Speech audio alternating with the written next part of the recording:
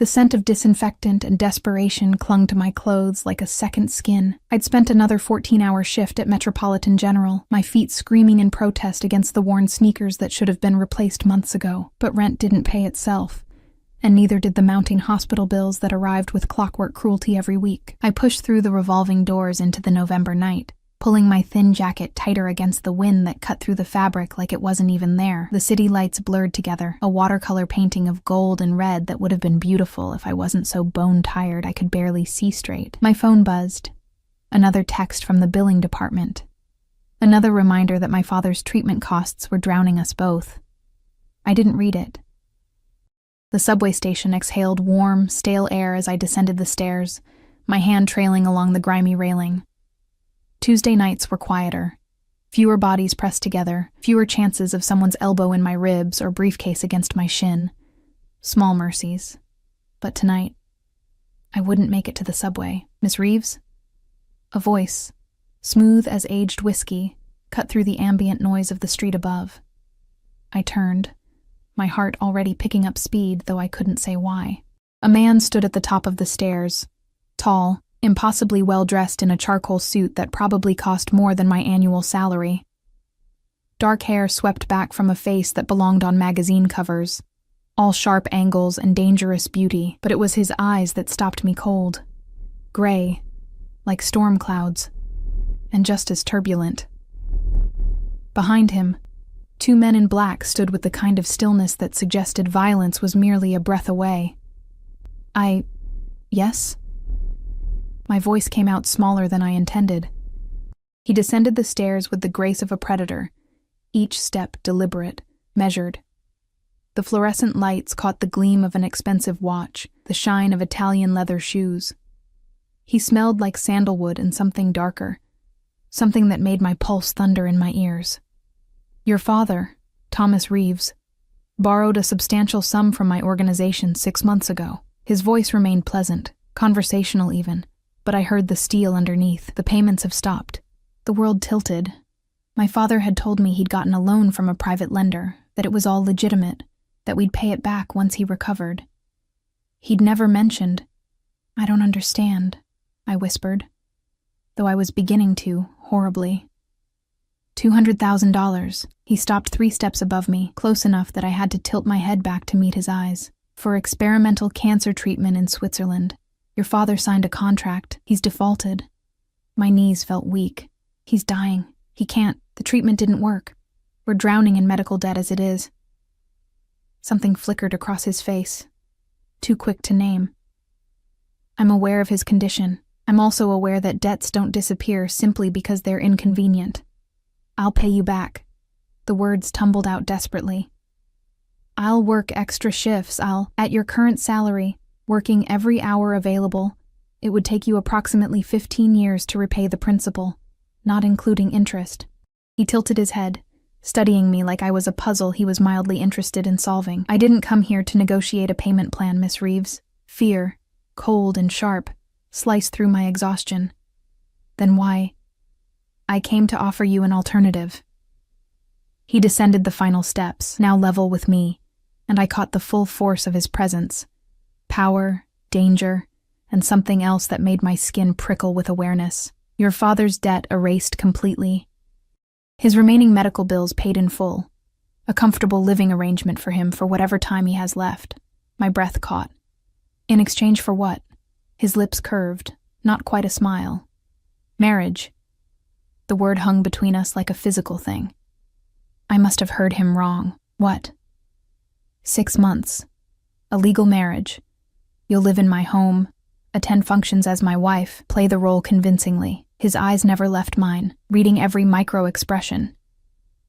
At the end of 6 months, we divorce quietly. You walk away with enough money to start fresh anywhere you choose. Your father's debts cleared, his care guaranteed until he dies. I finished, my voice hollow. Yes. I should have run. Every instinct screamed at me to flee up those stairs and never look back. But my father's face swam before my eyes. Gaunt, gray, aging a decade in 6 months. The way he apologized every time I visited, tears in his eyes for the burden he'd become. Why? The question scraped out of my throat. Why me? Why marriage? I have my reasons. His hand moved, and I flinched before I could stop myself. He paused, then continued the motion more slowly, pulling a card from his inner pocket. You have 24 hours to decide. The number on this card will reach me directly. The card was heavy, expensive stock. No name, just a phone number embossed in silver. And if I refuse, the temperature seemed to drop 10 degrees. Then your father's contract will be enforced through traditional channels. I believe he put up his house as collateral. Where will he go, Miss Reeves, when he's too weak for treatment but not yet gone? The streets are particularly cold this time of year for dying men. Nausea rolled through me. You're a monster. Yes. No shame, no deflection, just acknowledgement. But I'm a monster offering you a solution. 24 hours. He turned and ascended the stairs, his guards falling into step behind him. At the top, he paused and looked back. The light from the street lamps cast his face half in shadow, emphasizing the stark beauty and the underlying menace. For what it's worth, Miss Reeves, I don't make this offer lightly. Think carefully. Then he was gone, swallowed by the New York night, leaving me standing in the dingy subway entrance with a business card burning a hole in my palm and a choice that was really no choice at all. I didn't sleep that night. I sat in my studio apartment, if you could call a converted closet an apartment, and stared at the card until the numbers blurred. My phone lay beside it, silent and accusing. Marriage. To a man whose name I didn't even know. A man who radiated danger like heat from asphalt in summer. A man who could casually discuss my father's death and our debt in the same breath. But also a man who could save us both. At 3 a.m., I pulled out my laptop and tried to research him. The phone number yielded nothing. No reverse lookup. No connection to any business. It was as if he existed in a space the internet couldn't touch, which told me everything I needed to know about what he was. Mafia. Organized crime. The kind of people my father had somehow gotten tangled with in his desperation to live. I thought about calling the police. The thought died as quickly as it formed. What would I tell them? A man offered to pay my father's debts in exchange for a temporary marriage? That wasn't illegal. Immoral, maybe. Certainly suspicious, but not criminal on its face. And if I involved the authorities, my father would lose everything anyway.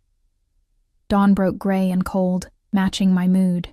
I showered, dressed in my only nice outfit, a navy dress I'd bought for job interviews 3 years ago, and called in sick to work. My supervisor didn't sound pleased, but I barely heard her as I ended the call. The card sat on my tiny kitchen counter, mocking me with its simplicity. I picked up my phone, put it down, picked it up again. My father's voice echoed in my memory from my last visit. I'm sorry, sweetheart. I'm so sorry for all of this. You should be living your life, not watching me die. My thumb hovered over the numbers. 6 months. I could survive anything for 6 months. And then my father could die in peace, in comfort, without the weight of his failures crushing his final days.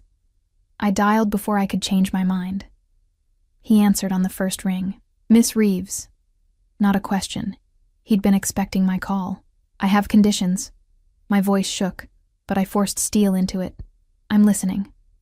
I want everything in writing. The debt forgiveness, the medical care, the money at the end, legal contracts. Of course. I want to see my father whenever I choose. Reasonable. And I want to know your name. A pause. Longer this time. Then Dante Moretti. The name sent ice through my veins. I'd heard it whispered in the hospital, seen it in news articles about unsolved crimes and federal investigations that went nowhere. The Moretti family controlled half the city's underground, and Dante Moretti was their youngest don in history. I'd just agreed to marry one of the most dangerous men in New York. There's a car waiting outside your building, he continued, as if he hadn't just confirmed my worst fears. It will bring you to my attorney's office. We'll sign the papers this morning. This morning? I moved to the window, pulled back the curtain. Sure enough, a black Mercedes idled at the curb, so out of place on my shabby street it might as well have been a spaceship. I don't believe in unnecessary delays. His tone shifted, became something almost gentle. And your father's medications run out today, I believe. Time is rather essential. He'd researched me, knew my schedule, my father's treatment plan, probably my bank balance and credit score too. The violation of it should have angered me. Instead, I just felt tired. "I'll be down in 10 minutes. Emma." The use of my first name jolted through me. "You're making the right choice." The line went dead before I could respond, leaving me to wonder if he actually believed that or if he was simply very good at lying. The leather seats of the Mercedes were softer than my bed. I sat rigid against them, hands clasped in my lap, watching the city blur past tinted windows that turned the morning gray into something darker, more ominous. The driver hadn't spoken beyond a polite greeting, his eyes hidden behind sunglasses despite the overcast sky. I wondered if he was armed. I wondered if I cared. The attorney's office occupied the top 3 floors of a building in Midtown that screamed old money and older secrets. The elevator was all brass and mirrors, and I avoided looking at my reflection.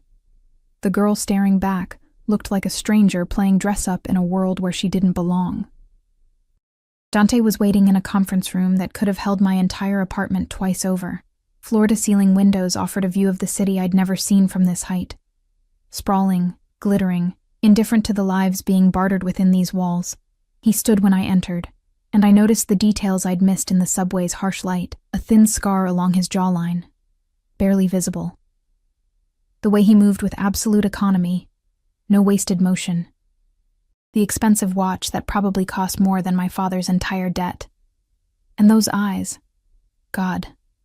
Those eyes that seemed to catalog every nervous breath I took. "Emma." He gestured to a chair across from him. "Thank you for coming." As if I'd had a choice. An older man sat at the head of the table, silver-haired and sharp-eyed behind wire-rimmed glasses. "Miss Reeves, I'm James Aldrich. I'll be handling the legal documentation for this arrangement." Arrangement. I tasted the word, found it bitter. "Is that what we're calling it?" Dante's mouth quirked. "What would you prefer? Transaction, agreement, marriage of convenience?" "Any of those would be more honest than pretending this is normal." "I never claimed it was normal." He sat, the motion fluid and controlled. "But it will be legal, binding, and beneficial to both parties. Shall we begin?" The next hour passed in a blur of legal terminology I barely understood. Aldrich explained each document with the detached precision of a man who'd done this before, and that thought alone made my skin crawl. How many women had sat in this chair before me? How many desperate souls had Dante Moretti collected? But the contracts were thorough, ironclad even. My father's debt, $200,000 plus accumulated interest, totaling $247,000, would be forgiven upon my signature. His medical care, including hospice when the time came, fully funded. A stipend of $5,000 monthly for my personal expenses during the marriage, and at the end of 6 months, assuming I fulfilled my obligations, a lump sum of $500,000. My obligations. I looked up from the papers. What exactly does that entail? Dante leaned back in his chair, steepling his fingers. "You'll live in my home, attend social functions as my wife, maintain the appearance of a legitimate marriage in public. And in private?" Something flickered in those gray eyes. "You'll have your own suite. I won't touch you unless absolutely necessary for appearances, a hand on your back, dancing at events, that sort of thing. Your physical autonomy is guaranteed." Relief and something else, something I didn't want to examine, washed through me. Why? Why go through all this? You could have any woman you wanted, but I don't want any woman. He leaned forward, elbows on the mahogany table. "I want a wife who understands this is business. No emotional complications, no romantic delusions. Someone who will play the role and walk away clean. Someone desperate enough not to ask too many questions," I added quietly. "That too." At least he didn't insult me by denying it. Aldrich cleared his throat. "There are additional clauses regarding discretion. You may not discuss the nature of this arrangement with anyone, including your father. As far as the world is concerned, this is a genuine marriage. You want me to lie to my dying father. I want you to give him peace." Dante's voice remained level, but I heard something underneath. Not quite sympathy, but close. "Would you rather tell him his daughter sold herself to clear his debts? Or let him believe you found someone who cares for you?" The cruelty of the choice stole my breath. But he was right, damn him. My father's guilt was already eating him alive. This would destroy what remained. Fine. I grabbed the pen Aldrich offered. Where do I sign? Emma? Dante's hand covered mine, stopping the pen's descent. His skin was warm, calloused in unexpected places. The hands of someone who did more than sign papers and issue orders. Once you sign, there's no backing out. 6 months, no matter what happens. Are you certain? I met his eyes. Those storm cloud eyes that held secrets I probably didn't want to know. Are you trying to give me an out? That doesn't seem very mob boss of you. I'm trying to ensure you understand what you're agreeing to. He released my hand, leaving a warm imprint that lingered. My world isn't safe, Emma. It's not kind. And once you're my wife, even temporarily, you'll be part of it. People will watch you, judge you. Some will try to use you against me. Are you trying to scare me? I'm trying to be honest. He stood, walked to the windows, hands in his pockets. Against the backdrop of the city, he looked like a king surveying his domain. I have enemies, dangerous ones. As my wife, you'll have protection. Constant, invasive protection. But you'll also have a target on your back. My hand trembled. I set down the pen. Maybe you should have led with that. Would it have changed your decision? I thought of my father, of the bills, of the house he'd already lost in everything but paperwork. No. Then there's your answer. He turned back to face me. Sign the papers, Emma. Save your father. Survive 6 months in my world. Then walk away and never look back. I signed. My hand moved across page after page, my signature appearing again and again until it stopped looking like my name and started looking like a surrender. Aldrich witnessed each one, his expression never changing, as if women didn't sell themselves in his office every day. When it was done, Dante signed his own name beside mine. His signature was bold, aggressive, the kind of handwriting that demanded attention. The ceremony will be tomorrow, Aldrich said, gathering the papers. City Hall, 2 p.m. Small, private, legally binding. Tomorrow? I stared at Dante. That's efficient. He buttoned his suit jacket. Your father's medications will be delivered this afternoon. I've arranged for a private nurse to begin this evening, and your belongings will be moved to my home tonight. I haven't even packed. It's being handled. The casual way he commandeered my life should have sparked anger. Instead, I just felt numb. Do you always move this fast? When something is important, yes. He gestured toward the door. The car will take you to visit your father. Spend the day with him. Tomorrow, you become my wife. The word still sounded surreal. Wife. Dante Moretti's wife. I stood on legs that felt distant from my body. What do I tell him? The truth, as you'll tell everyone else. We met. There was a connection. We're moving quickly. His expression softened almost imperceptibly. It's not entirely a lie. We did meet. There is a connection, even if it's contractual, and we are certainly moving quickly. He'll never believe I'd marry someone I just met. Then sell it better. Dante moved closer, and I caught that sandalwood scent again, mixed with something crisp. Expensive cologne that probably had a name I couldn't pronounce. You're going to have to be a good actress for the next 6 months, Emma. Consider this your first performance. He was right. My father had to believe this was real, that I was happy, that his brilliant, beautiful daughter had found someone who'd take care of her. One final gift before he left me alone in this world. I don't know if I can do this, I whispered. Dante's hand came up, and for a moment I thought he might touch my face. Instead, he adjusted the collar of my dress, the gesture oddly intimate despite its impersonality. You're stronger than you think. Your father raised a survivor. How would you know? Because you're still standing here instead of running. Because you signed those papers knowing exactly what they meant. Because you're willing to walk into my world to save someone you love. His hand dropped. That's not weakness, Emma. That's strength dressed in desperation. The car ride to my father's nursing home felt different somehow. Maybe it was knowing that tonight I'd sleep in a stranger's house. Maybe it was the weight of the rings already burning in my pocket. Dante had given them to me in the elevator. 2 platinum bands that looked deceptively simple, but probably cost more than most people's cars. Temporary, he'd said, but convincing.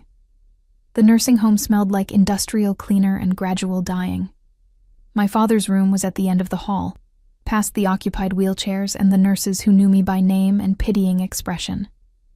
He was awake, staring out the window at a view of the parking lot. When I entered, his face lit up with the smile that reminded me of childhood, of better times before cancer ate him from the inside out. "Sweetheart."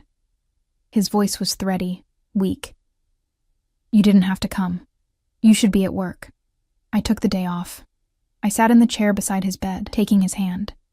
It felt like paper and bone. "Dad, I have something to tell you." Concern flickered across his gaunt features. "What's wrong?" "Nothing's wrong. Actually, something's right." The lies felt thick on my tongue. "I met someone." His eyes widened. "What?" "His name is Dante. We've been seeing each other for a little while, and..." I pulled out the rings, let them catch the fluorescent light. "We're getting married. Tomorrow." Silence stretched between us. My father stared at the rings, then at me, then back at the rings. "Emma, that's wonderful, but tomorrow? Isn't that..." "Fast, I know." I manufactured a smile that felt like cracking glass. "But when you know, you know. Right?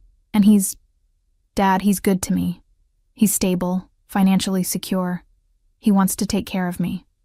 What about your job? Your apartment?" "I'm moving in with him, and I'll find something new, something better." More lies. Smooth as silk and just as false. "He's already arranged for your care to be upgraded. You're going to have a private nurse, better medication, whatever you need." My father's eyes filled with tears.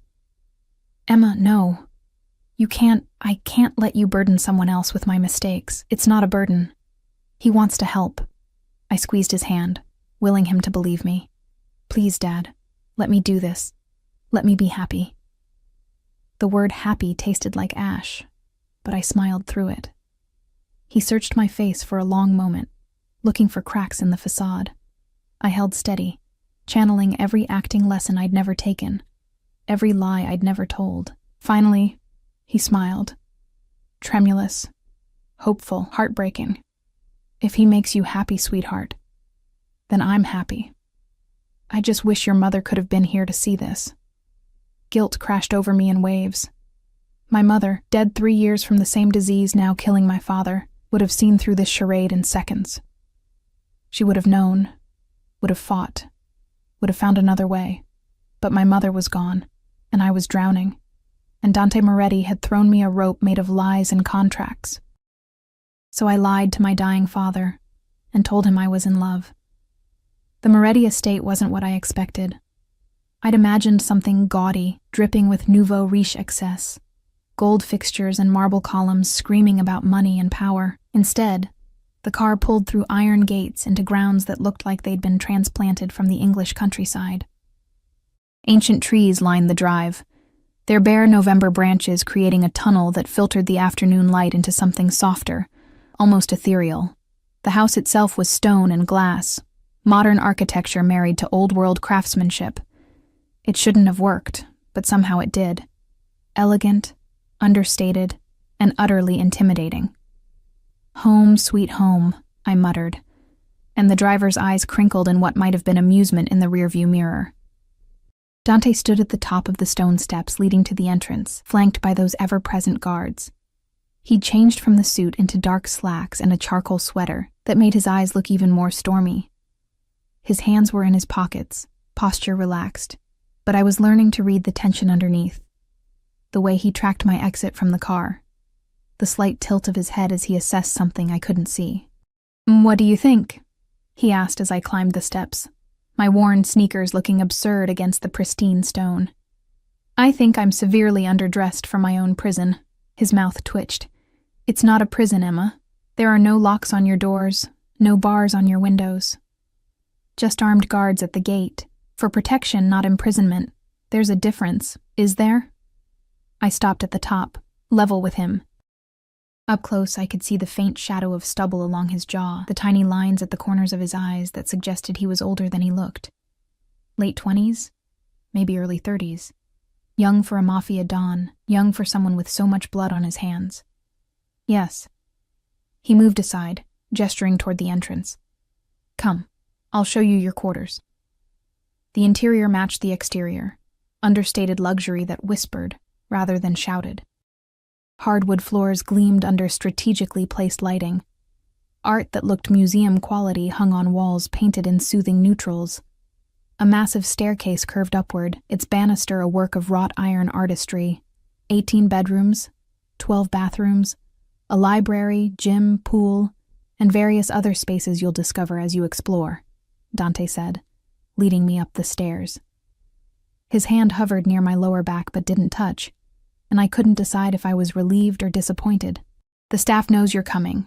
They've been instructed to give you privacy, but provide anything you need. Staff. Of course there was staff. How many people work here? In the house? 8 full-time. Security operates on shifts, so that number varies. He glanced back at me. They're discreet. You'll barely notice them. We reached the second floor, and he guided me down a hallway lined with closed doors.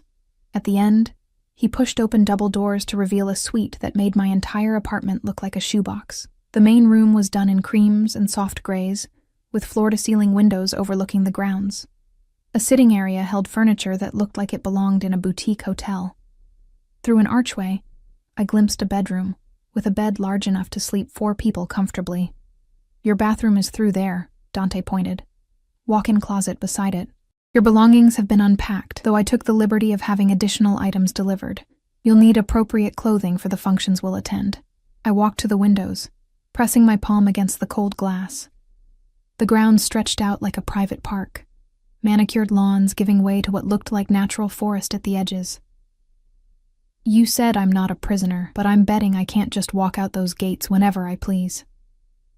You can go anywhere you want. He moved beside me, close enough that I caught his scent again. With security detail.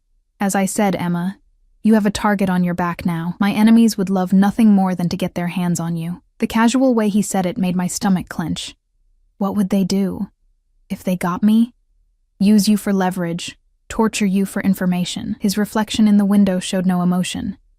Kill you to send a message. Take your pick. Jesus Christ. I wrapped my arms around myself. And you think this is a reasonable arrangement? I think it's the arrangement we made. And I think you'll be safer here with my protection than you'd ever be out there trying to pay off that debt on your own.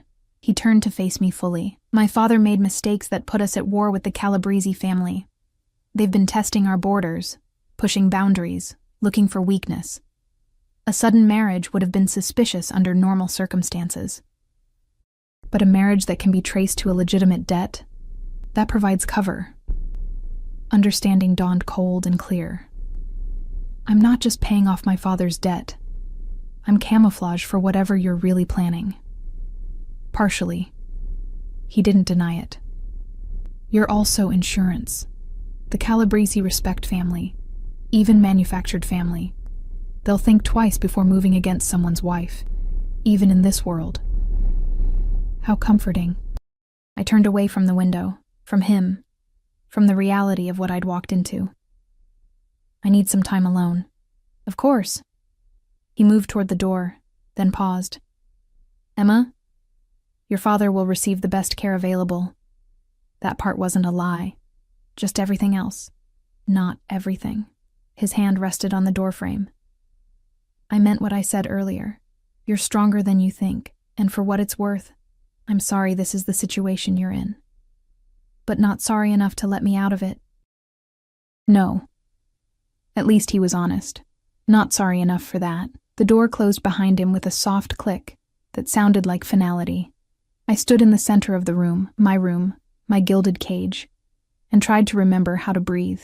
Through the windows, the sun was setting, painting the sky in shades of amber and blood. Tomorrow I'd become Dante Moretti's wife. Tomorrow my life as Emma Reeves would end, and something new, something dangerous, would begin. I walked to the closet, found it filled with clothes that still had tags attached, designer labels I recognized from magazines, fabrics that felt like water and air against my fingertips, everything in my size, everything carefully selected. He'd planned this. Not just the marriage, but every detail. The clothes, the room, the careful unveiling of information. I was a piece on a chessboard he'd been arranging long before he approached me in that subway station. The thought should have terrified me. Maybe it did. But beneath the fear was something else. A strange, unwelcome curiosity about the man who'd orchestrated all of this. Who was Dante Moretti when he wasn't playing mob boss? What did he do in the spaces between violence and negotiation? Did he sleep easily, or did ghosts keep him company in the dark?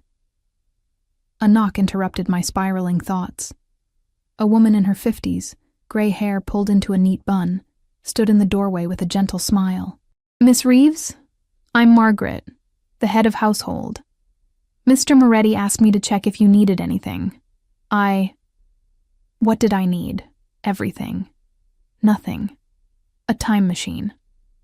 I'm fine, thank you. Dinner will be served at 7 in the main dining room, though Mr. Moretti mentioned you might prefer a tray here tonight." Her eyes were kind, understanding without prying. First days can be overwhelming.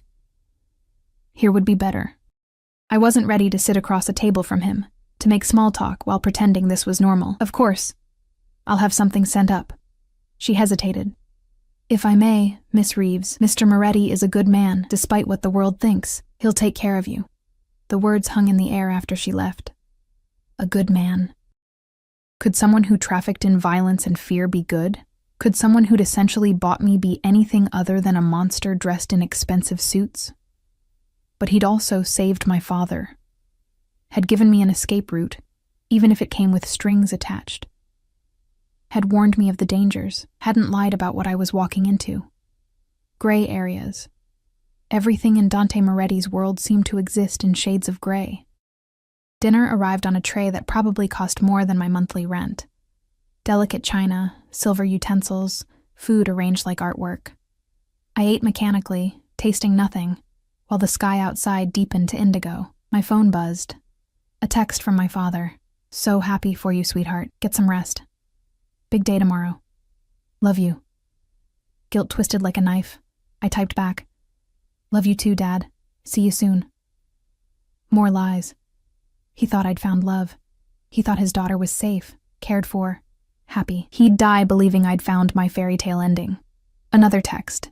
This one from an unknown number. "The ceremony is at 2 p.m. Car will collect you at 1:30. Dress is in your closet. Third door from the left.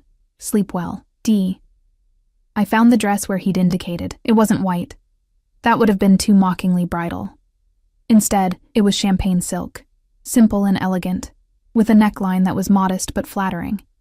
The kind of dress a woman might wear to a tasteful civil ceremony. Shoes to match sat beside it. Jewelry, too. Pearl earrings and a delicate bracelet that looked antique. He'd thought of everything. Controlled everything. Even my wedding outfit had been selected by him. I should have been furious. Instead, I felt oddly cared for, and that realization was more disturbing than anything else that had happened today. Sleep came in fits and starts. Every creak of the house settling made me jolt awake. Every shadow seemed to hold watchers, though rationally I knew the security was outside, not in. The bed was comfortable, too comfortable, like sleeping on a cloud. But my mind wouldn't quiet. At 3 a.m., I gave up and wandered to the windows. The grounds were lit by strategically placed lights that created pools of illumination in the darkness. I counted 4 guards patrolling the visible areas. Probably more I couldn't see. This was my life now. Protected prisoner. Trophy wife. A pawn in a game I didn't understand. The knock on my door the next morning came at 10. Margaret, bringing breakfast and the news that a stylist would arrive at noon to help me prepare. "Mr. Moretti thought you might want assistance," she said, setting the tray on the small table near the windows. "But if you'd prefer privacy, I can send her away." "No, it's..." I pushed hair out of my face. "It's fine. Thank you." The stylist was a rail-thin woman named Giselle, who spoke very little, but worked efficiently. She did my hair in soft waves, my makeup subtle but polished. When she held up the mirror, I barely recognized the woman staring back. Elegant, composed, the kind of woman who might actually marry a man like Dante Moretti. "Beautiful," Giselle said in accented English. "He will be very pleased." The dress fit perfectly, hugging curves I didn't know I had, the silk cool and sensual against my skin. The shoes added 3 inches to my height. The jewelry completed the transformation. I looked like I belonged in this world of wealth and danger. I looked like someone else entirely. At 1:30 precisely, Margaret knocked to tell me the car was ready. I took one last look in the mirror, searching for Emma Reeves, the tired nurse with worn sneakers and mounting debt. She was gone. In her place stood Dante Moretti's bride. The drive to City Hall felt like traveling to my own execution. The guards, two in front, one beside me and back, said nothing. Outside the windows, the city moved on, oblivious to the girl selling herself to save her father. Dante waited at the courthouse entrance, devastating in a charcoal suit that probably cost more than some cars. When he saw me, something flickered across his face: surprise, appreciation, something darker that made my pulse spike. "Emma." He took my hand, his grip warm and firm. "You look beautiful." I look like someone else. Maybe that's not a bad thing. He tucked my hand into the crook of his arm. "Ready?" "No." "Good. Neither am I." The admission surprised me, but we're going to do this anyway. The ceremony was clinical, brief, utterly devoid of romance. The judge was clearly used to these transactions, reading the words with practiced efficiency, witnessing our signatures, pronouncing us married with all the enthusiasm of someone filing paperwork.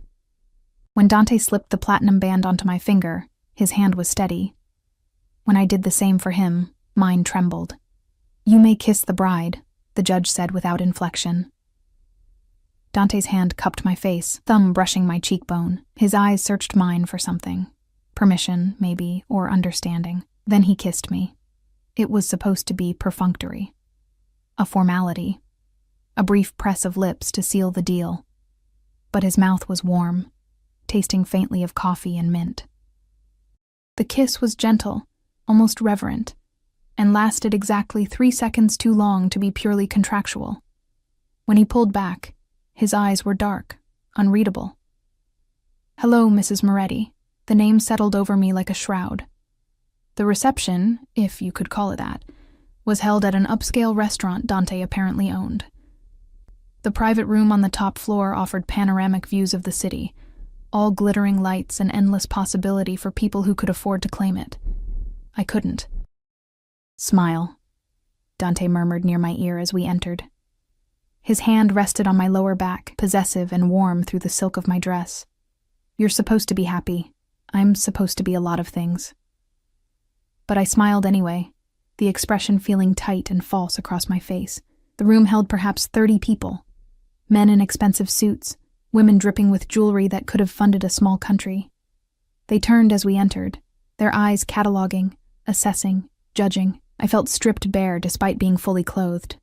"Family and associates," Dante explained quietly, guiding me further into the room. "They needed to see that this is real. Is anything in your world real?" His hand tightened fractionally on my back. "You'd be surprised." The next hour was a blur of introductions I'd never remember, and conversations that felt like verbal chess matches. Everyone was polite, painfully so. But I felt the undercurrents, the suspicion, the curiosity, the calculations about who I was and what I meant to Dante's empire. An older man with silver temples and sharp eyes approached, his smile not reaching past his teeth. "Dante, congratulations are in order, I hear." "Marco." Dante's voice cooled several degrees. "Thank you. This is my wife, Emma. Emma, this is Marco Calabresi." The name registered like a gunshot. Calabresi. The rival family Dante had mentioned. The enemies testing boundaries. Marco's eyes swept over me with clinical precision. "A pleasure, Mrs. Moretti. Such a whirlwind romance, I understand. Very sudden. When you know. You know." I echoed the words I'd said to my father, injecting warmth I didn't feel. Dante swept me off my feet. "I'm sure he did." Marco's smile sharpened. He has a talent for acquiring things he wants. "Tell me, my dear, how did you two meet?" The trap was obvious even to me. Any hesitation, any inconsistency would be noted and exploited. "Through a mutual friend," Dante interjected smoothly, "at a charity function 6 months ago. I spilled wine on her dress. Most expensive dry cleaning bill of my life, but worth every penny." The lie rolled off his tongue like silk. I wondered how many times he'd rehearsed it. or if fabrication simply came naturally to him. 6 months. Marco's eyes gleamed, and yet no one knew Dante Moretti was courting anyone. How discreet. Some things are worth keeping private. Dante's hand moved to my waist, pulling me closer against his side. The gesture looked affectionate, protective, but I felt the steel underneath, a warning to Marco, a reminder to me, at least until they become permanent. Indeed. Marco raised his glass in a mock toast. To permanence, then. May your marriage be as enduring as it is convenient. He walked away, leaving the implication hanging like smoke. That was subtle, I muttered once he was out of earshot. Marco doesn't do subtle. He does calculated provocations disguised as pleasantries. Dante guided me toward the windows, away from the crowd. He's testing, seeing if you'll crack under pressure. And if I do? Then he'll know this marriage is exactly what he suspects, a strategic move, which means he'll look harder at what I'm really planning. His reflection in the glass was dark, intense. So you can't crack, Emma. Not here, not in front of any of them. No pressure, then. I have faith in you. He turned me to face him, hands on my shoulders. To anyone watching, it would look intimate, romantic. You've already fooled your father, fooled the judge. These people are just more of the same. Except these people will kill me if they figure out I'm lying. They'll try. His hands tightened, not painfully but firmly, and they'll fail. Because I won't let anyone touch you. Do you understand me, Emma? You're mine now. That means something in this world. The possessiveness in his voice should have frightened me. Instead, it sent heat curling through my stomach, unwelcome and confusing. I'm not yours, I whispered. I'm contracted to you. There's a difference. Is there? His thumb traced my collarbone, the touch feather-light and devastating.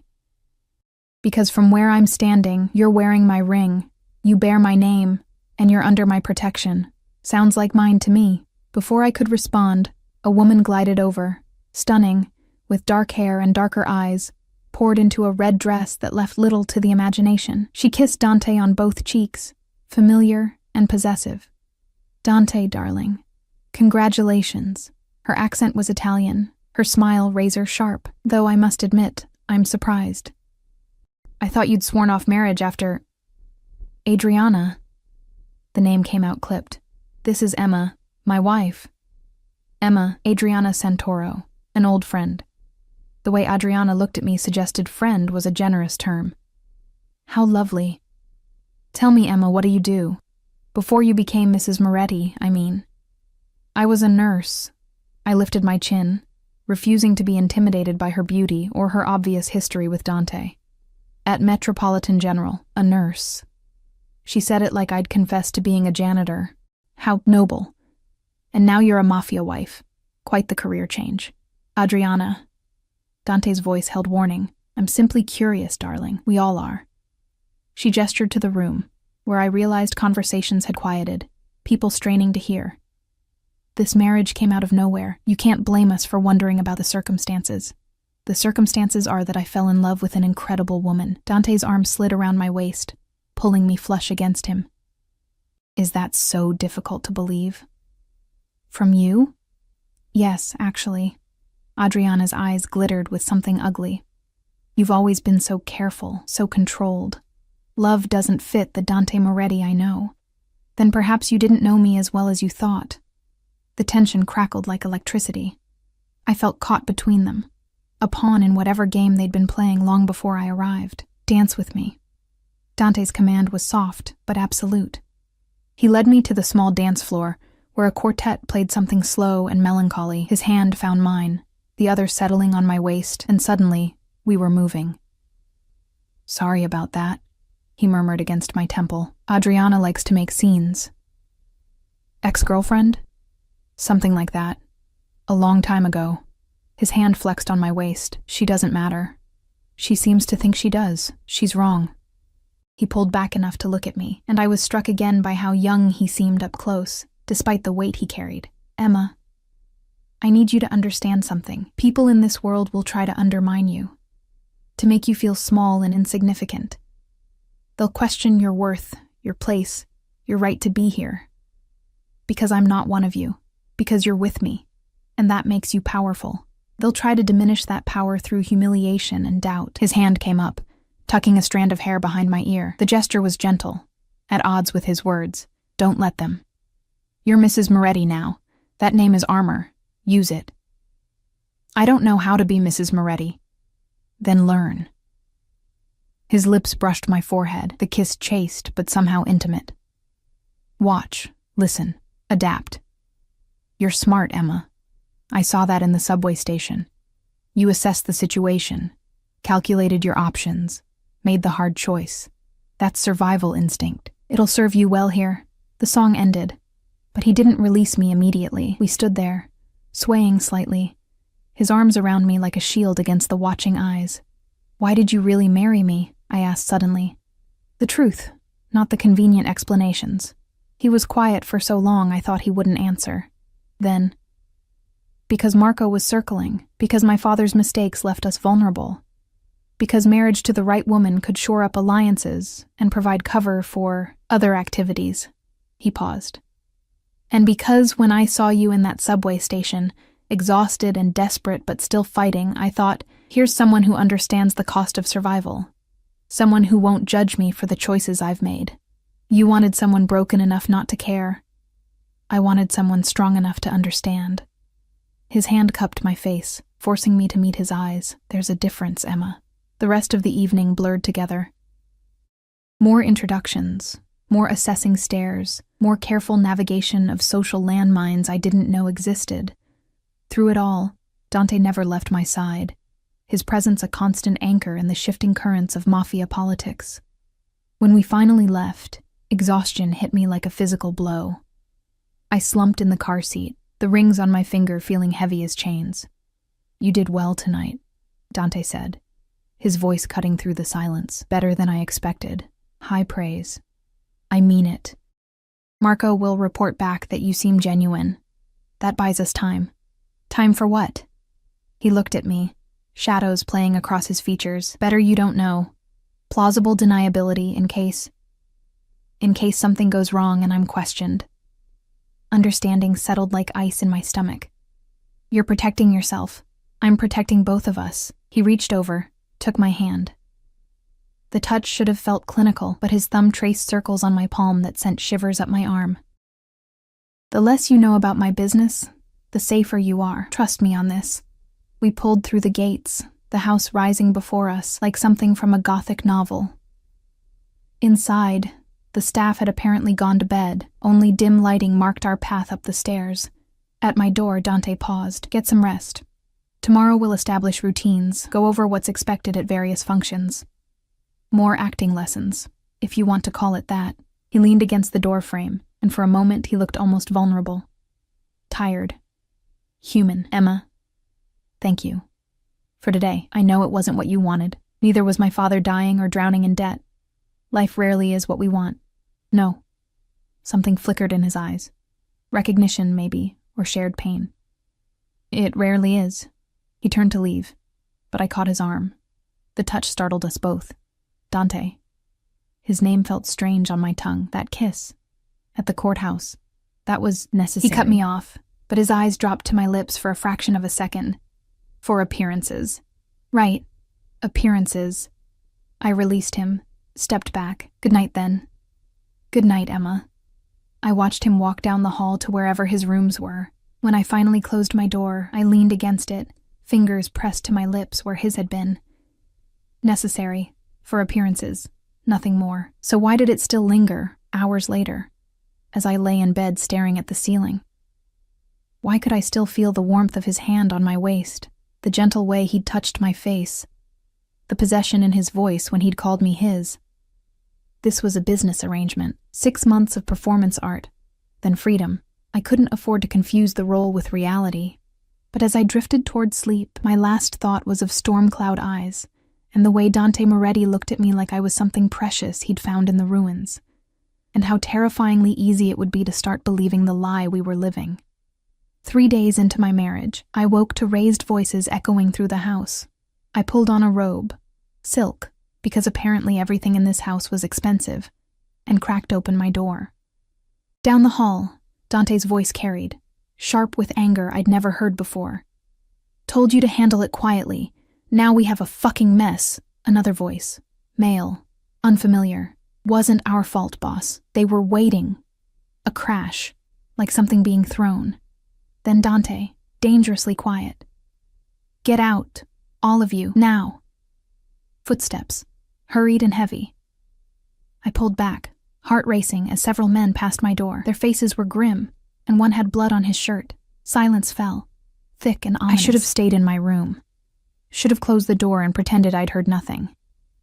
Instead, I found myself walking down the hall, following some instinct I didn't understand. Dante's office door stood ajar.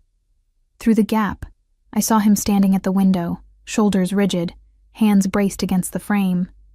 His shirt was untucked, sleeves rolled up, and there was something in his posture that spoke of barely controlled rage. You should be sleeping. He didn't turn around. Hard to sleep through World War III. I pushed the door open wider. What happened? Nothing that concerns you. We're married. Everything concerns me now, doesn't it? Appearances and all that. He turned then, and I saw the exhaustion carved into his features. He looked older suddenly, the weight of his world visible in ways he usually hid. One of my shipments was intercepted. 3 men dead, 2 wounded. The Calabresi are getting bolder. I'm sorry. Don't be. This is my world, Emma. Violence, death, consequences. He poured himself a drink. Whiskey, amber, and sharp. This is what you married into. I know what I married into. I moved closer. Drawn by something I couldn't name. Doesn't mean I can't be sorry people died. He laughed, the sound bitter. You're too good for this. Too soft. Maybe, or maybe I'm exactly what you need. Someone who reminds you that empathy still exists. Our eyes met across the space. Something shifted in that moment. Some invisible line blurring. Why did you come out here? He asked quietly. You could have stayed in your room, stayed safe. I don't know. And I didn't. I heard you, and I wanted to make sure you were okay. I'm fine. You're not. You're standing in your office at 3 a.m., drinking alone, after losing men. I crossed the final distance between us. That's not fine, Dante. What do you want me to say? His voice cracked slightly. That it gets to me? That I lie awake wondering if there was something I could have done differently? That the weight of every death sits on my shoulders like stones? Yes. I reached out, my hand hovering near his arm. Say that. Be human for 5 minutes. He stared at my hand, then at me. Then he did something that shocked us both. He pulled me into his arms, his face buried in my hair, his body shaking with silent, furious grief. I held him, this dangerous man who'd bought me with contracts and money, and felt the walls between us crack just a little. The morning after Dante broke in my arms, everything changed. I woke to find a note slipped under my door, his handwriting bold and decisive across expensive cardstock. Breakfast on the terrace. We need to talk. D. The terrace was a flagstone expanse overlooking the gardens, warmed by outdoor heaters that fought against the December chill. Dante sat at a wrought iron table, coffee steaming in front of him, looking like he'd already been awake for hours. He'd shaved, dressed in dark slacks and a cream sweater, and if not for the shadows under his eyes, I might have thought last night had been a dream. Good morning? He stood as I approached, pulling out a chair. The courtesy felt strange, intimate in a way our staged interactions at the reception hadn't been. Morning. I sat, accepting the coffee a silent staff member poured. You wanted to talk? About last night. He waited until we were alone again. I shouldn't have. That wasn't appropriate. You're not here to be my therapist. I'm here to be your wife. Even a fake wife is supposed to care when her husband is hurting. The words came out softer than I intended. His fingers tightened around his cup. It can't happen again. I can't afford weakness, Emma, not in my position. Grief isn't weakness. In my world, it is. He set down the cup, his expression hardening back into the mask I'd come to recognize. Marco is circling. The Calabresi are making moves. If they sense any vulnerability, they'll strike, which means I need to be invincible. I leaned forward. Dante, you're human. Pretending otherwise won't change that. Human gets you killed, but something in his eyes softened. You're different from what I expected. What did you expect? Someone who'd take the money and keep her head down. Someone who wouldn't ask questions or notice things they shouldn't. He studied me over the rim of his cup. Someone easier to compartmentalize. Sorry to disappoint. You haven't. The admission seemed to surprise him as much as it did me. If anything, He stopped, shook his head. Eat your breakfast. We have an event tonight. Gallery opening. Very public. Lots of press. You'll need to look perfect. The subject change was obvious, but I let it go. For now. The next 3 weeks blurred into a strange new normal. Days were spent navigating my role as Mrs. Moretti, charity luncheons where women with too much money and too little purpose dissected my background, evening functions where I smiled and played the devoted wife, while Dante conducted business in corners I pretended not to notice, quiet dinners where we sat across from each other and made careful conversation about nothing important. But the nights were different. It started innocently enough. I'd hear sounds from his office, doors closing, voices raised, sometimes silence that felt heavier than noise. And I'd find myself drawn down the hall, checking on him like it was my job. Sometimes he'd send me away, other times he'd pour me a drink, and we'd sit in companionable quiet while he worked through whatever crisis had erupted. He never told me details, but I learned to read his moods, the set of his shoulders when a deal went badly, the way his jaw clenched when Marco made another move, the exhaustion that settled over him like fog after particularly difficult decisions. You don't have to keep doing this, he said one night, 3 weeks into our marriage. I'd found him on the terrace despite the December cold, staring at nothing. Doing what? Checking on me. Caring. He glanced at me, snowflakes catching in his dark hair. This isn't part of our agreement. Maybe I'm just a masochist who enjoys freezing. I pulled my coat tighter. Or maybe I'm bored and you're the most interesting thing in this house. Liar. But his mouth curved slightly. You're reading those medical journals I saw in your room. Keeping current with your field. You've been in my room? I own the house, Emma. I've been everywhere. He moved closer, his body blocking the wind. But I haven't been through your things, if that's what you're worried about. I respect your privacy. Do you? I tilted my head back to look at him. Because sometimes I feel like you see right through me. Like you know exactly what I'm thinking. Then you know how I feel every time you look at me like that. Like what? Like you're trying to figure me out, solve me like I'm some kind of puzzle. His hand came up, brushing snow from my hair. The touch lingered. I'm not solvable, Emma. I'm just broken in ways that can't be fixed. Everyone's broken. That doesn't make you unsolvable. Spoken like someone who still believes in redemption. But he didn't move away, and neither did I. The moment stretched, crystalline and fragile. His hand still rested against my hair, his body close enough that I could feel his warmth. The rational part of my brain screamed that this was dangerous, that crossing this line would complicate everything. But standing there in the snow, with this man who'd bought me but somehow made me feel seen, rationality felt very far away. Dante, I started, but he stepped back abruptly. You should go inside. You'll catch cold. His voice had gone flat, professional. We have the mayor's holiday party tomorrow night. Major security concerns. I need you alert. The dismissal stung more than it should have. I nodded, turned toward the door. Emma. His voice stopped me. Thank you for checking on me. It means... He paused. It means more than you know. I left him standing in the snow and tried not to think about how much I'd wanted him to close the distance between us. The mayor's party was held at a historic mansion decorated within an inch of its life, garlands and lights, and enough champagne to float a yacht. I wore emerald silk that made my eyes look impossibly green, hair swept up to expose the diamond necklace Dante had given me that afternoon. For appearances, he'd said, fastening it around my neck. But his fingers had lingered on my skin, and his eyes in the mirror had held something that looked dangerously like want. Now, his hand rested possessively on my lower back as we navigated the crowd, politicians and their wives, business magnates, and scattered throughout. I recognized faces from our wedding. Dante's associates, carefully legitimate on the surface, but carrying the same dangerous edge underneath. Marco Calabresi was there too. watching us with those calculating eyes. "He's planning something," I murmured to Dante as we accepted champagne from a passing waiter. "Always." Dante's hand tightened on my waist. "Which is why you don't leave my side tonight, understood? I'm not a child. No, you're my wife, which makes you a target." He leaned down, his breath warm against my ear. "Humor me, Emma. Please." The please undid me. I nodded and felt him relax fractionally. The evening proceeded with agonizing slowness.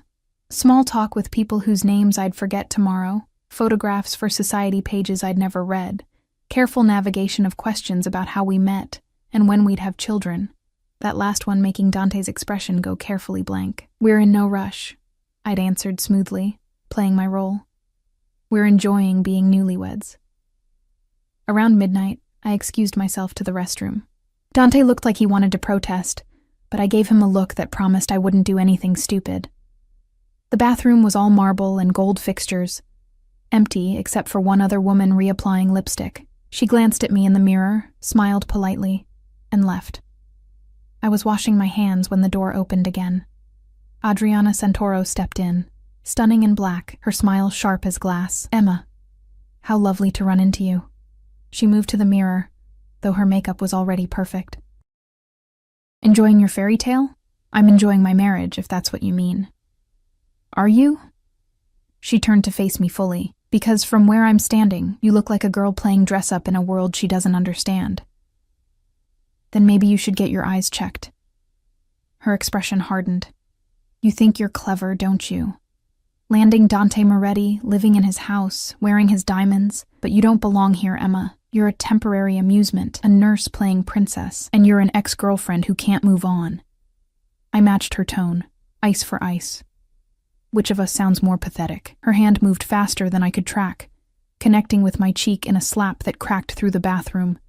Pain bloomed, sharp and shocking. "You little bitch," she started, but the door burst open.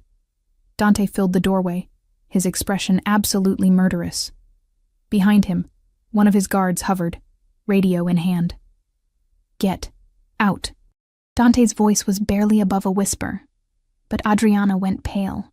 "Dante, I said get out. If I see you anywhere near my wife again, if you so much as look at her wrong, I will personally ensure you regret it. Do we understand each other?" Adriana's eyes went wide. She nodded once, then fled, her heels clicking frantically on the marble. Dante crossed to me in 3 strides, his hands framing my face with surprising gentleness. "Let me see.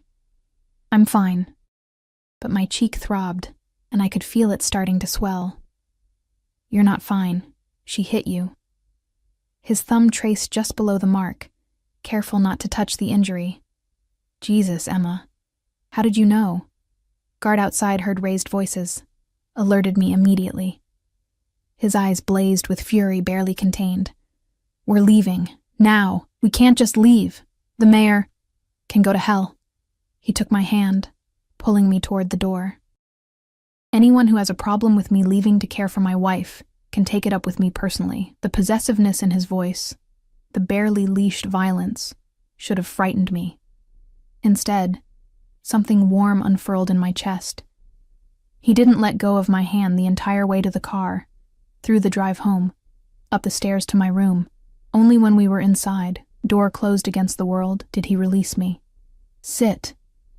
He gestured to the bed, disappearing into my bathroom. He returned with ice wrapped in a towel, sitting beside me and pressing it gently to my cheek.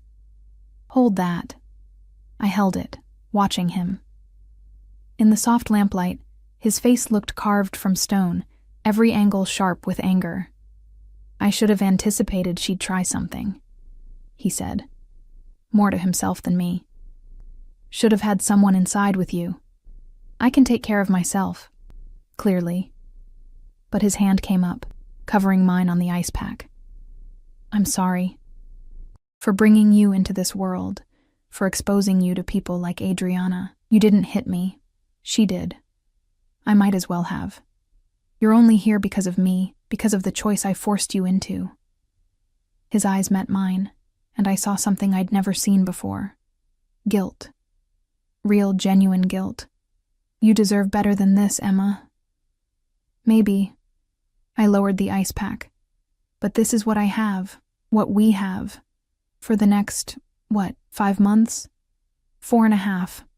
His thumb traced circles on the back of my hand. Then you're free. The word free should have sounded appealing. Instead, it felt hollow. Dante. I set down the ice pack, took his hand properly. Why did you look so murderous when you saw Adriana had hit me? This is supposed to be business. I'm supposed to be a convenient arrangement. You are. But his voice lacked conviction. Then why does it feel like something changed? I moved closer, drawn by something I couldn't name. Why do we keep ending up in moments like this, where the lines blur and the contract seems less important than what? His hand cupped my uninjured cheek. Finish that sentence, Emma. Then whatever this is between us. The words tumbled out, reckless and true. You feel it too, don't you? This thing that wasn't supposed to happen. Emma. My name sounded like a warning and a prayer. We can't. Why not? I turned my face into his palm. We're married. We live together. We're already playing pretend. Why can't we? He kissed me. Not the perfunctory press of lips at our wedding, but a real kiss. Deep and desperate, and filled with weeks of tension building between us. His hand tangled in my hair, the other pulling me closer, and I went willingly, drowning in the taste of him. When we broke apart, both breathing hard, his forehead rested against mine. This is a terrible idea, he whispered. Probably. You're supposed to walk away from this unscathed. Adding feelings to the equation only makes it messier. Too late. I pulled back enough to meet his eyes. I'm already feeling things I shouldn't, have been for weeks. Emma, don't. I pressed my fingers to his lips. Don't tell me this is just the contract, or Stockholm Syndrome, or whatever rational explanation you've prepared. I know what I feel. I know this is reckless and probably stupid and definitely not part of the plan. But I'm tired of pretending, Dante. Tired of playing a role when what I want is right in front of me. His eyes searched mine, looking for doubt he wouldn't find. Then he kissed me again, softer this time, like I was something precious he was afraid to break. I never expected you, he said against my lips. Never expected to feel. He stopped, shook his head. You're supposed to be easy to let go of, and I'm not? No. The admission seemed torn from him. You're not. We sat there, foreheads touching, the moment crystallizing into something undeniable. Outside, snow began to fall again, but in this room, with his hands gentle on my face and my heart racing against my ribs, I felt warm for the first time since entering his world. What do we do now? I whispered. I don't know. His thumb traced my lower lip. But I know I don't want to let you go when the 6 months are up. The confession hung between us, brave and terrifying. Then don't. I kissed him again, pouring weeks of confusion and denial and unwanted feelings into it. The contract says 6 months. It doesn't say what happens after. Emma, my world, I know what your world is. I've been living in it. I pulled back, met his eyes steadily. And I'm still here, still choosing this. Choosing you. Something in his expression cracked open. You're either very brave or very foolish. Maybe both.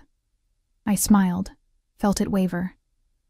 But I'm choosing this anyway. Choosing us, if that's what you want.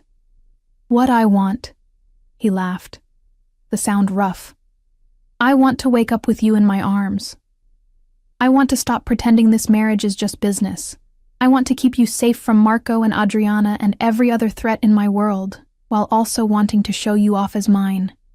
His hand slid into my hair. I want things I have no right to want, Emma. Things that make me selfish and dangerous. Then be selfish. Be dangerous. With me. He kissed me again, and this time it felt like a beginning instead of a mistake. The next morning I woke in my bed, alone, but with evidence of the night before scattered around. My dress draped over a chair, his tie on the nightstand, the lingering scent of sandalwood on my sheets. We'd talked until dawn, kissing between confessions, mapping out what this meant for us. The contract would remain in place. Safer that way. More protection for both of us if things went wrong. But between us, privately, we'd acknowledged what was growing. A note on my pillow, his handwriting. Had to handle something. Back by noon. Don't miss me too much. D. I smiled, pressed the note to my chest like a teenager with her first crush. The rational part of my brain screamed that this was dangerous, that falling for Dante Moretti was the worst possible idea, but my heart, stupid and hopeful, didn't care about rationality. I spent the morning visiting my father, who looked better than he had in months. The new treatment Dante had arranged was working, buying time we'd thought was lost. He held my hand, told me how happy he was that I'd found someone who loved me. "You have that glow," he said, smiling despite his exhaustion, "that newlywed happiness. Your mother would be so pleased." Guilt twisted, but I pushed it down. Let him have this. Let him believe his daughter had found her fairy tale. "I love you, Dad." I kissed his forehead. "Rest now. I'll be back tomorrow." When I returned to the house, Dante was in his office, surrounded by papers and looking stressed. But when I entered, his whole expression transformed. "There you are." He stood, crossing to me, pulling me into his arms like it was the most natural thing in the world. "How's your father?" "Better. Thanks to you." I looked up at him. "Thank you. For all of it. The treatment, the care, giving him peace in his final months." "You don't have to thank me, Emma. He's family now." The way he said family made my chest tight. "Which reminds me, Christmas is in 2 weeks. My mother wants to meet you." "Your mother?" Panic fluttered. "Dante, I can't meet your mother. She'll see right through." "Through what?" "The fact that I'm crazy about my wife." He tucked hair behind my ear. "Emma, my mother's going to love you. And the rest of my family, cousins, aunts, uncles, the whole loud Italian nightmare, they'll accept you because I do. You're really serious about this." It wasn't a question. Deadly serious. He cupped my face. "I know it's fast. I know we started this all wrong, but somewhere between the contract and the pretending, this became real for me. You became real for me. What about Marco? The Calabrese? The danger?" "I'll handle it. I've been building a case against Marco for months. Federal prosecutors are finally paying attention. By spring, the threat should be neutralized." His thumb traced my cheekbone. "And then you'll just be stuck with me and my overprotective tendencies." "I think I can live with that." We kissed, soft and sure, and I felt the pieces of my shattered life beginning to reform into something new, something that looked remarkably like happiness. Christmas Eve arrived in a whirlwind of snow and preparation. The Moretti family descended on the house like a beautiful, chaotic storm. Dante's mother, Maria, tiny and fierce, and immediately pulling me into a hug that smelled like vanilla and home. His 3 brothers, all variations of Dante's dangerous beauty, their wives and children filling the house with laughter I hadn't known these walls could hold. "So you're the woman who captured our Ice King." Marco, not the Calabrese, but Dante's oldest brother, said, grinning. We'd given up hope. "I'm as surprised as anyone," I admitted, watching Dante across the room with his nephew on his shoulders, looking younger and lighter than I'd ever seen him. Maria took my hand, squeezed it. "He's different with you. Softer. Thank you for that." "I didn't do anything. You loved him." She said it simply, like it was obvious. "That's everything." That night, after everyone had finally gone to bed, Dante led me to the terrace. The grounds were blanketed in fresh snow, the lights from the house casting everything in warm gold. "I have something for you." He pulled out a small box, not the ostentatious kind from the jewelry stores he frequented for appearances, but something simple, personal. Inside was a delicate chain with a single pendant, a small key. "It's to my rooms," he said quietly. "I know you have your own suite, and if you want to keep it that way, I understand. But I'm hoping—" He stopped, started again. "I'm hoping you'll use it, that you'll let this be real in every way." I looked at him. This man who'd bought me with contracts but won me with honesty. This dangerous, complicated, beautiful man who'd shown me that love could grow in the strangest soil. I think I fell for you in that subway station, I confessed.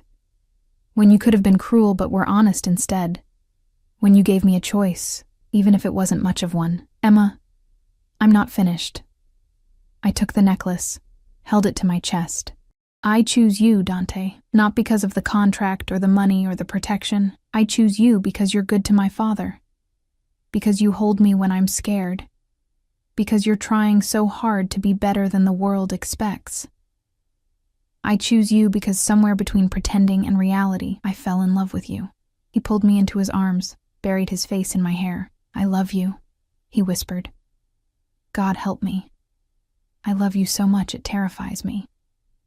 Then be terrified with me. He kissed me there in the snow, under the Christmas lights, and it felt like a vow more binding than any contract we'd signed. 3 months later, my father passed peacefully in his sleep, pain-free, and believing his daughter had found happiness. Dante held me through my grief, this man who knew about loss and redemption. 6 months after our wedding, the original contract expired. We tore it up together and renewed our vows. This time in a church, surrounded by family, every word meaning something true. I promise to love you in every season, I said, hands trembling in his, to be your sanctuary when the world gets too heavy, to remind you that you're good, even when you forget. I promise to protect you, he answered, voice rough with emotion, to give you the freedom to choose, every day, to love you even when it's inconvenient, even when it's dangerous. To be worthy of the gift you've given me, your heart, freely offered when I'd only dared to buy your time. 7 months in, federal prosecutors arrested Marco Calabresi and 37 members of his organization. The Calabresi empire crumbled, and with it, the immediate threat to our lives.